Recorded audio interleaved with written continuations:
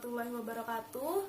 Saya Eka Nur Amalia. Di sini saya akan menjelaskan tentang laporan keuangan sederhana untuk badan usaha milik desa. Oke, kita masuk ke transaksi yang pertama, yaitu transaksi tanggal 2 Januari 2020, yaitu saldo awal sebesar 5 juta rupiah. Untuk transaksi ini, kita memerlukan buku kas dan buku kas. Itu yang pertama, yaitu kita masukkan tanggalnya terlebih dahulu, tanggal 2 Januari 2020. Di keterangan kita masukkan keterangan saldo awal, lalu nominal 5 jutanya kita masukkan di kolom masuk karena kita menerima uang saldo kita dari tahun yang sebelumnya. Lalu di kolom keluar kita kosongkan saja. Lalu di kolom saldo kita tulis sebesar 5 juta rupiah. Lanjut untuk transaksi kedua, yaitu pada tanggal 3 Januari 2020, yaitu membeli bahan baku sebesar 2 juta rupiah. Di kolom buku kas kita memasukkan tanggal terlebih dahulu, yaitu tanggal 3. Di keterangan kita tulis saja beli bahan baku. Lalu karena kita membeli bahan baku, otomatis kita mengeluarkan uang. Jadi untuk nominal 2 juta ini kita masukkan di kolom keluar. Dan di kolom saldo kita kurangkan yang awalnya 5 juta dikurang jadi 2 juta dan hasilnya saldo kita menjadi 3 juta rupiah. Lalu di buku stok barang kita masukkan tanggal 3 Januari 2020. Lalu di kolom HPP kita masukkan nominal bahan baku yang kita sudah beli, yaitu 2 juta rupiah. Lalu di kolom awal, yaitu harga dari banyaknya bahan baku yang sudah kita beli itu akan menjadi berapa pieces barang. Dan di sini patokannya yaitu satu barang harganya 50.000. Jadi karena HPP kita ada 2 juta rupiah, kita bagi 50.000 dan hasilnya kita dapat 40 pieces barang. Jadi di kolom awal kita masukkan angka 40, lalu di saldonya kita tulis kembali 40 pieces. Lanjut ke transaksi tanggal 10 Januari 2020, yaitu penjualan barang 30 pieces sebesar 3 juta rupiah dibayar tunai. Langsung kita masukkan ke dalam buku kas. Di kolom tanggal seperti biasa kita masukkan tanggalnya, itu tanggal 10 Januari 2020. Terus untuk keterangannya kita tulis saja penjualan tunai karena yang barang kita jual itu dibeli secara tunai.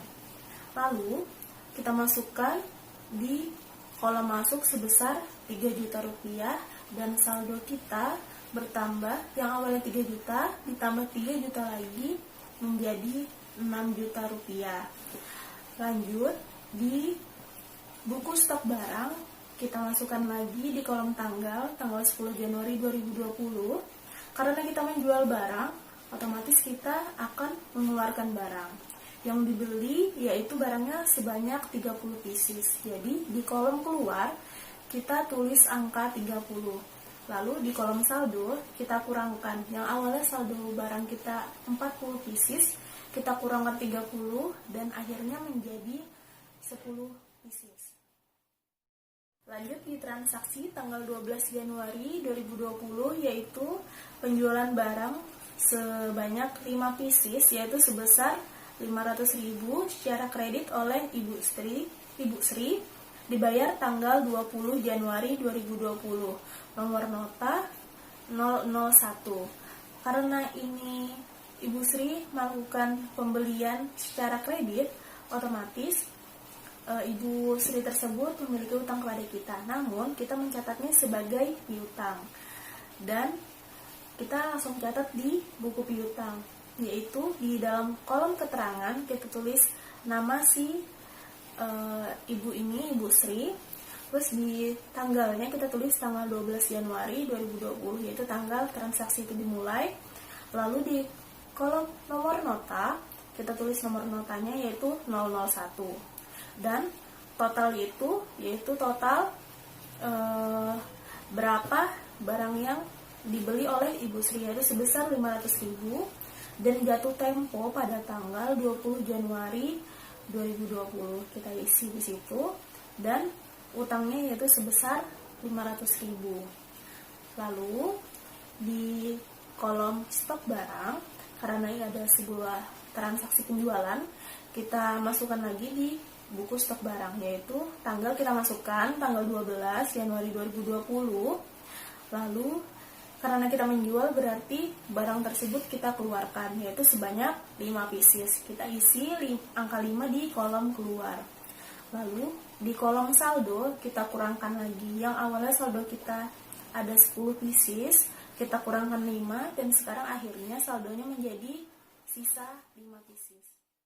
Lanjut kita ke transaksi tanggal 15 Januari 2020, yaitu membeli bahan baku sebesar 1 juta rupiah secara kredit di toko Roy. Nomor nota 032, jatuh tempo tanggal 3 Februari 2020. Dikarenakan kita membeli bahan baku secara kredit, berarti kita memiliki hutang. Dan langsung saja kita masukkan ke buku hutang.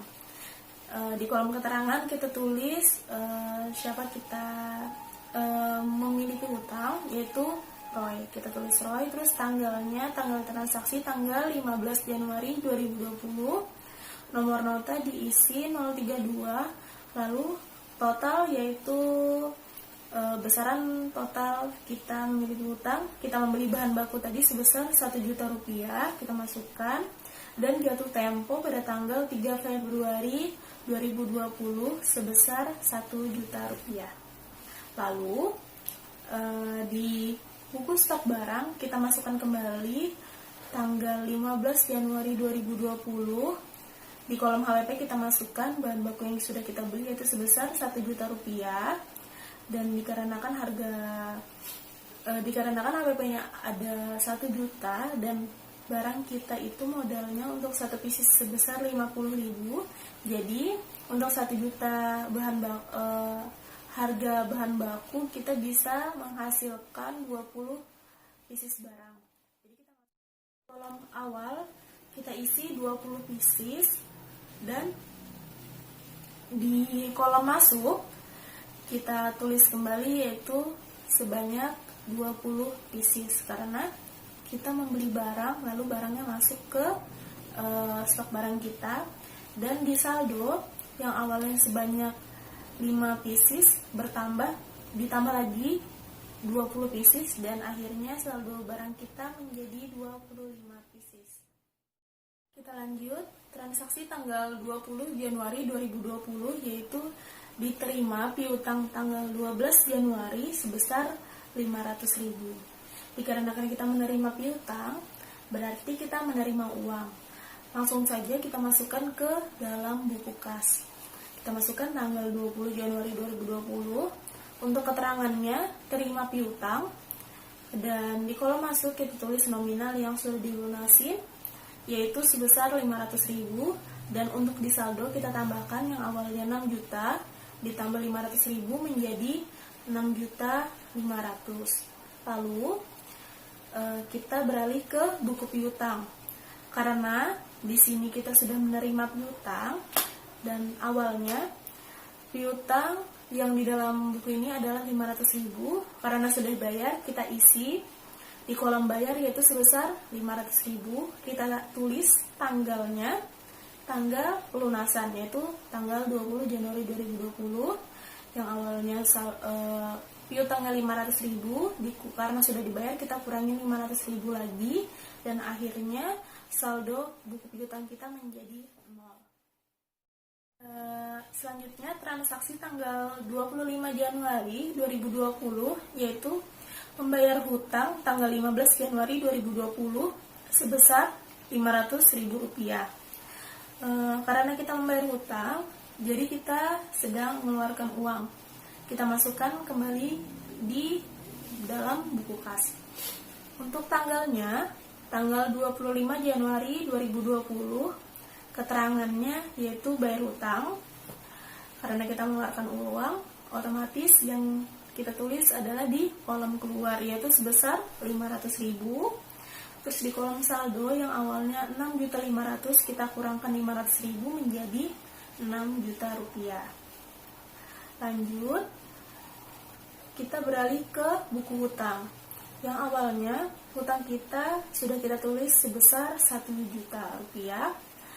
Pada tanggal 25 Januari 2020 kita melunasinya sebesar 500.000. Jadi di kolom bayar kita tulis 500.000, di kolom tanggal kita tulis tanggal 25. Untuk di saldonya, karena awalnya utang kita 1 juta tetapi baru kita lunasin sebesar 500.000, 1 juta dikurangi 1 juta dikurangi 500.000, akhirnya saldonya sisa 500.000 rupiah. Oke, masuk ke transaksi terakhir, yaitu tanggal 28 Januari 2020 dibayar gaji pegawai sebesar 750.000. Karena kita membayar gaji pegawai, berarti kita sedang mengeluarkan uang. Kita masukkan lagi ke dalam buku kas, yaitu pada tanggal 28 Januari 2020. Untuk keterangannya kita tulis bayar gaji, dan di kolom keluar kita tulis sebesar 750.000.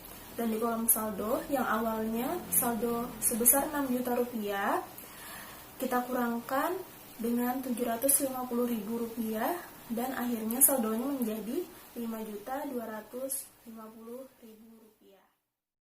Untuk laporan laba rugi, di sini kita masukkan bagian pendapatan dan bagian biaya. Jadi untuk pendapatan itu adalah semua hasil yang kita terima, pendapatan yang kita dapatkan selama di bulan tersebut. Dan di bagian biaya, yaitu biaya-biaya yang sudah kita keluarkan. Biasanya contohnya itu ada beban gaji atau biaya listrik dan air, tetapi di sini yang ada di dalam transaksi hanyalah beban gaji. Kita masukkan saja. Untuk di bagian pendapatan ada penjualan barang, karena penjualan barang adalah termasuk pendapatan yang kita terima di bulan Januari.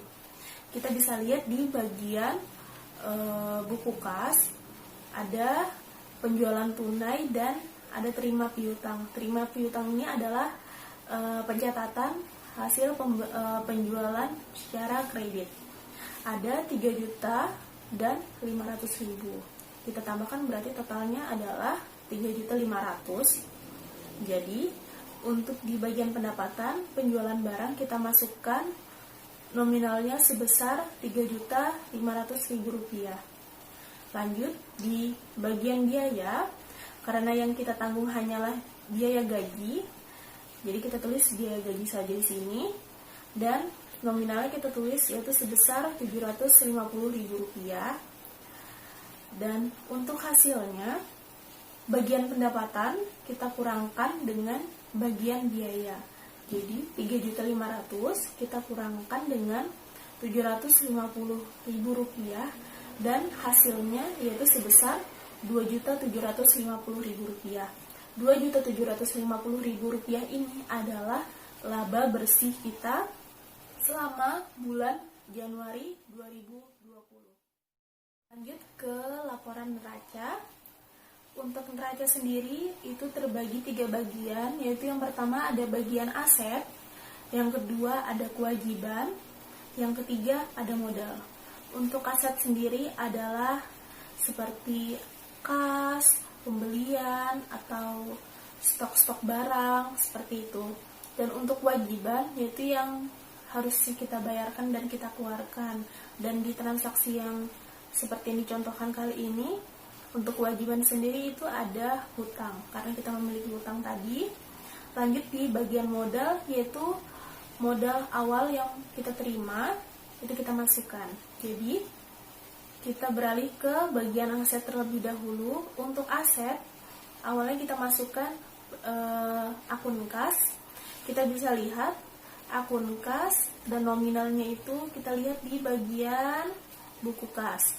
Di buku kas ini terlihat saldo akhir pada bulan Januari 2020 yaitu sebesar 5.250.000 rupiah, dan angka tersebut kita masukkan di laporan neraca, yaitu kas sebesar 5.250.000 rupiah.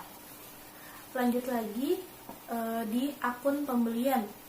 Untuk pembelian sendiri nominalnya kita bisa lihat di buku kas juga. Itu ada pembelian bahan baku yang kita sudah beli di tanggal 3 Januari, yaitu sebesar 2 juta rupiah, dan di tanggal 15 Januari 2020 yaitu sebesar 1 juta.